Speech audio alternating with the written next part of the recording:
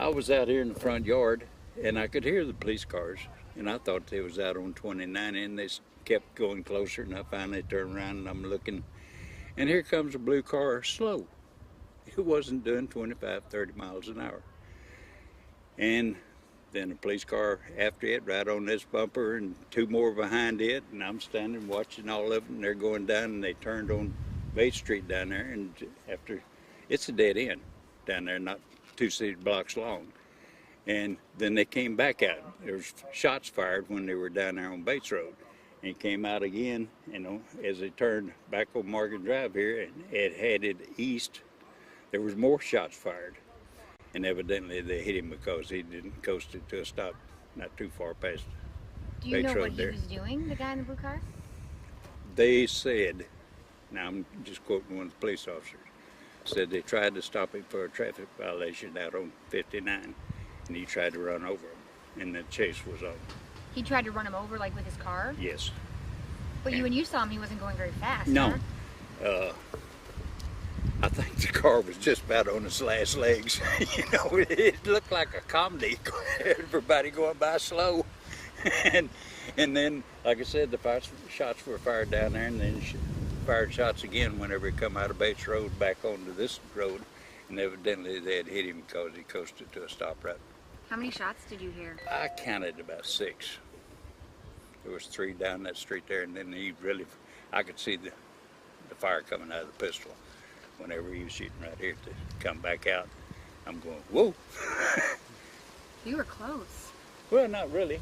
It's a pretty good ways down that other And street. so you're under the impression that they shot the suspect? Yes, they did. And he's dead And, down there? No, he left here in an ambulance, but they said he was so bad that they didn't even stop at Kingwood. They went straight on the Memorial Herman. Down in the med center in Yes. Houston? Yeah. Okay. What agency was it? Was it Montgomery County or Splendora? Patton Village was one right behind them. There was 2 Patton Village police cars, and then there was Montgomery County Sheriff's Department, the 3rd car. And then I've seen about 15 since then. And you had a front row seat for the whole thing? Yes. We've lived here 45 years, and that's the first time we've ever seen anything like this.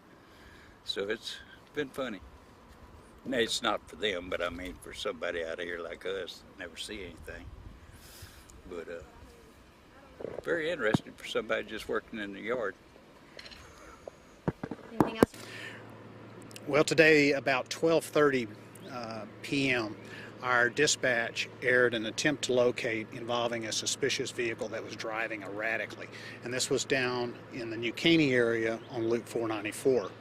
Our deputy spotted a vehicle that matched the description of the suspicious vehicle, tried to initiate a traffic stop. The vehicle did accelerate, and a pursuit ensued.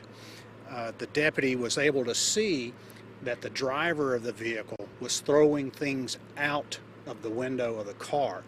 Those items were described as looking to appear to be drug paraphernalia and or drugs. The pursuit continued up north, US 59, and of course went through the Patton Village jurisdiction and the Splendora jurisdiction.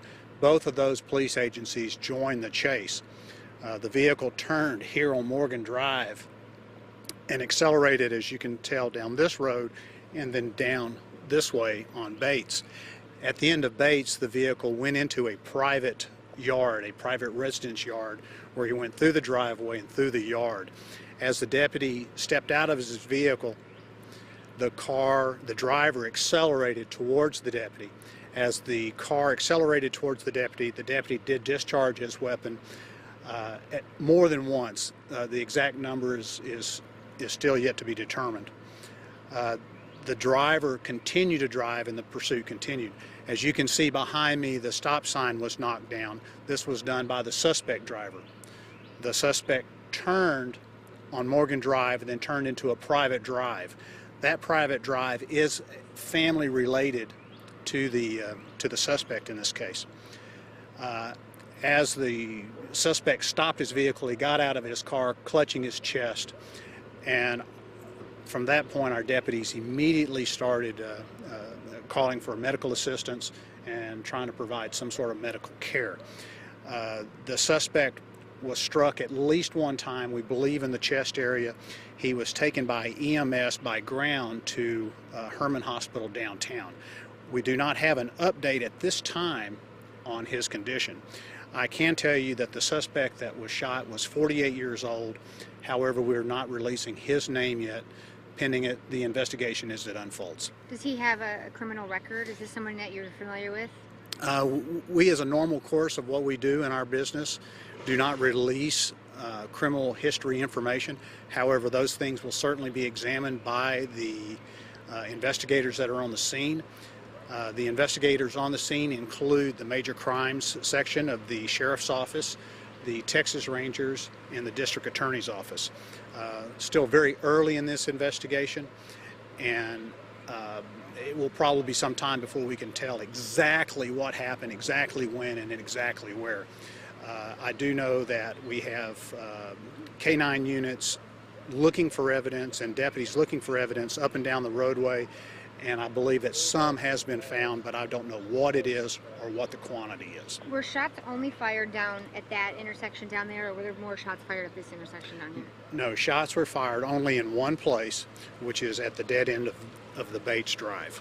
Would you say it's fair to say that the officer, the deputy, it was the Montgomery County Sheriff's deputy who fired a shot? It was a Montgomery County Sheriff's deputy that fired the shots. Would you say at that point he feared for his life when the car was coming towards him? It has all the appearances at this time as the investigation unfolds that he was in fear for his life or the life of other people as a car accelerated towards him. Again, it's very early in the investigation, and we'll wait and let the investigators try to piece together piece by piece what has occurred. When they attempted to pull him over on 59, did he stop or he just kept going? You know, I don't have the answer to that. It's still a little vague at this point. I've only been able to review the dispatch notes. Of course, an in-depth interview with the deputy is forthcoming. Anything else, you guys? Is he a local resident or is he in Montgomery County area? You know, I'm not going to release anything about him at this point until we're more certain exactly what has occurred. I can tell you he's a 48-year-old white male and he was shot in the chest. He was shot at least once. At least once. At least once.